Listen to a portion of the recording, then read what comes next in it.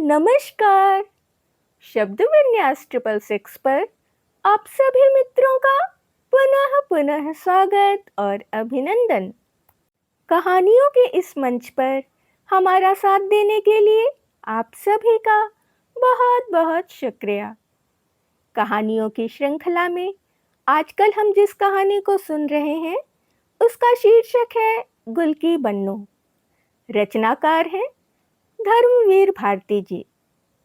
कहानी लगभग आज से 70 साल पहले लिखी गई है, लेकिन तब से लेकर आज तक के बीच में ये 70 साल का फर्क ज़्यादा मालूम नहीं पड़ता। आज हम कहानी का दूसरा अंक सुनेंगे। कहानी के सभी अंक चैनल शब्द विन्यास 666 पर उपलब्ध हैं। तो आज का अंक सुनना प्रारंभ करें। दूसरे दिन यह सनसनीखेज खबर बच्चों में फैल गई। वैसे तो हकीम जी का चबूतरा बड़ा था, पर वह कच्चा था, उस पर छाजन नहीं थी। बुआ का चौतरा लंबा था, उस पर पत्थर जड़े थे। लकड़ी के खंभे थे, उन पर टीन छाई थी। कई खेलों की सुविधा थी।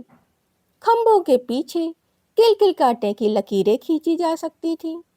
एक टांग से उचक उचक कर बच्चे चिबड्डी खेल सकते थे। पत्थर पर लकड़ी का पीढ़ा रखकर नीचे से मुड़ा हुआ तार घुमाकर रेलगाड़ी चला सकते थे।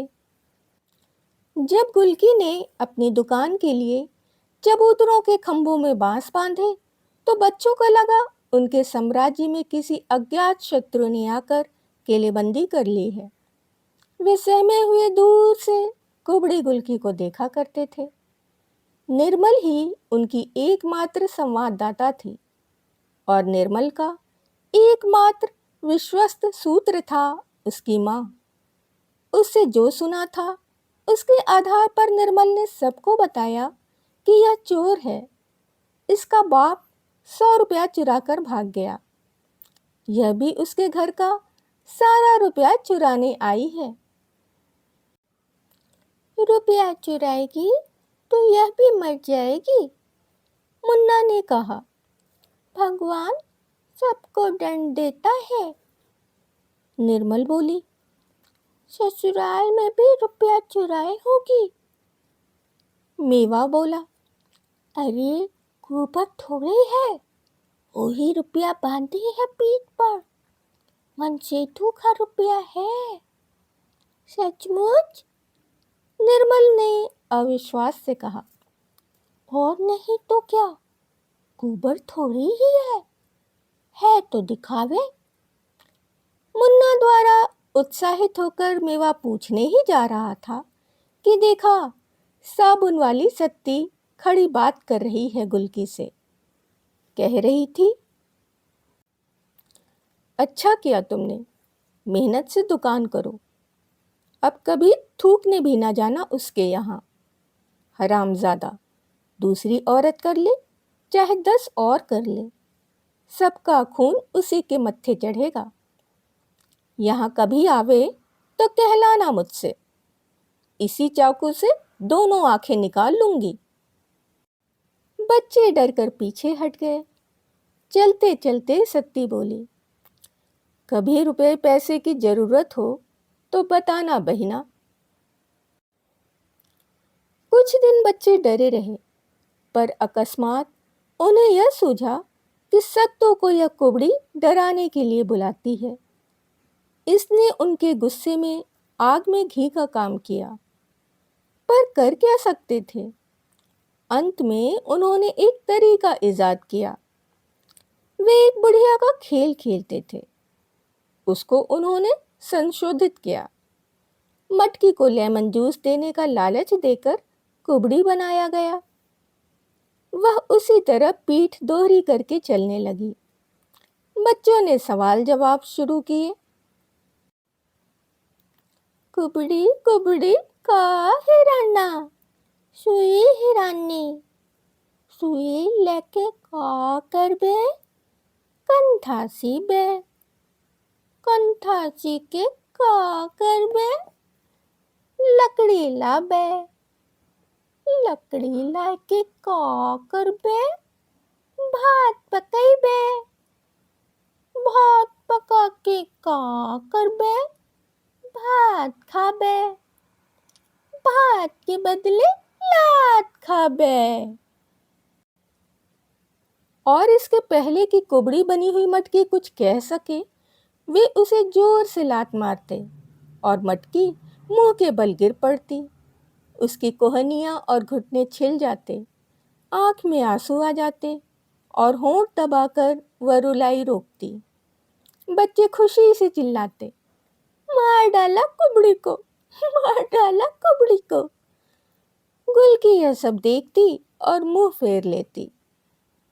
एक दिन जब इसी प्रकार मटकी को कुबड़ी बनाकर गुलकी की दुकान के सामने ले गए, तो इसके पहले कि मटकी जवाब दे, उन्होंने अनचित्ते में इतनी जोर से ढकेल दिया कि वह कोहनी भी न टेक सकी और सीधे मुंह के बल गिरी। नाक, होंठ और भौं खून से लथपथ हो गए।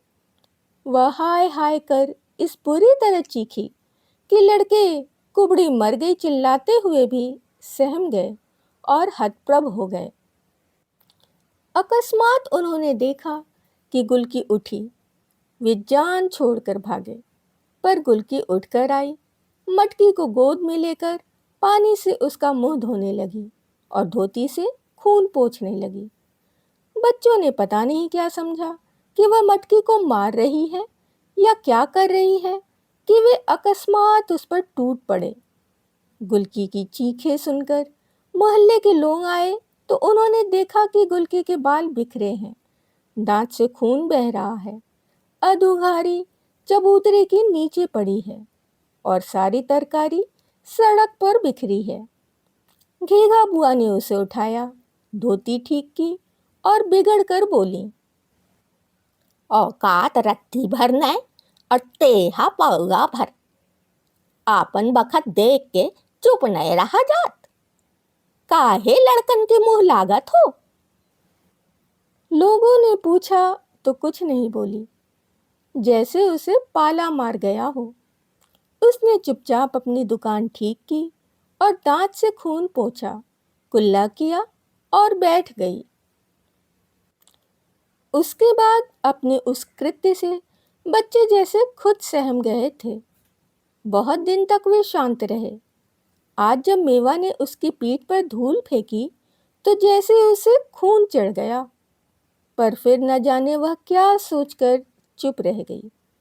और जब नारा लगाते हुए जुलूस गली में मुड़ गया तो उसने आंसू पोंछे, पीठ पर से धूल झाड़ी और साग पर पानी छिड़कने लगी। लड़के का हैं, गली के राक्षस हैं, घेंघा बुआ बोली। अरे उन्हें काहे कहो बुआ, हमारा भाग ही खोटा है। गुलकी ने गहरी सांस लेकर कहा। इस बार जो झड़ी लगी तो 5 दिन तक लगातार सूरज के दर्शन नहीं हुए। बच्चे सब घर में कैद थे और गुलकी कभी दुकान लगाती थी, कभी नहीं। राम राम करके छठे दिन तीसरे पहर झड़ी बंद हुई। बच्चे हकीम जी के चौतरे पर जमा हो गए। मेवा बिलबोटी बीन लाया था और निर्मल ने टपकी हुई निमकौड़ियां बीन कर दुकान लगा ली थी और गुलकी की तरह आवाज लगा रही थी, ले खीरा, आलू, मूरी, घिया, पंडा। थोड़ी देर में काफी शिशु ग्राहक दुकान पर जुट गए। अकस्मात शोरगुल को चीरता हुआ बुआ के चौतरे से गीत का स्वर उठा। बच्चों ने घूम कर देखा, मिरवा और मटकी गुलकी की दुकान पर बैठे हैं। मटकी खीरा खा रही है और मिरवा झबरी का सर अपनी गोद में रखे बिल्कुल उसकी आंखों में आंखें डालकर गा रहा है। तुरंत मेवा गया और पता लगा कर लाया कि गुलकी ने दोनों को एक एक अधन्ना दिया है और दोनों मिलकर झबरी कुतिया के कीड़े निकाल रहे हैं। चौतरे पर हलचल मच गई और मुन्ना ने कहा, निर्मल, मिरवा मटकी को एक भी निमकौड़ी मत देना।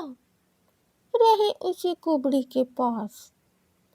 हाँ जी, निर्मल ने आंख चमकाकर गोल मुंह कर कर कहा। हमार अम्मा कहत रही उन्हें छुओ ना साथ खाओ ना खेलो, उन्हें बहुत बुरी बीमारी है। आठू। मुन्ना ने उनकी ओर देखकर उपकाई जैसा मुंह बनाकर थूक दिया। गुलकी बैठी बैठी सब समझ रही थी और जैसे इस निरर्थक घृणा में उसे कुछ रस सा आने लगा था। उसने मिरवा से कहा, तुम दोनों मिलके गाओ तो एक अधन्ना दे, खूब जोर से।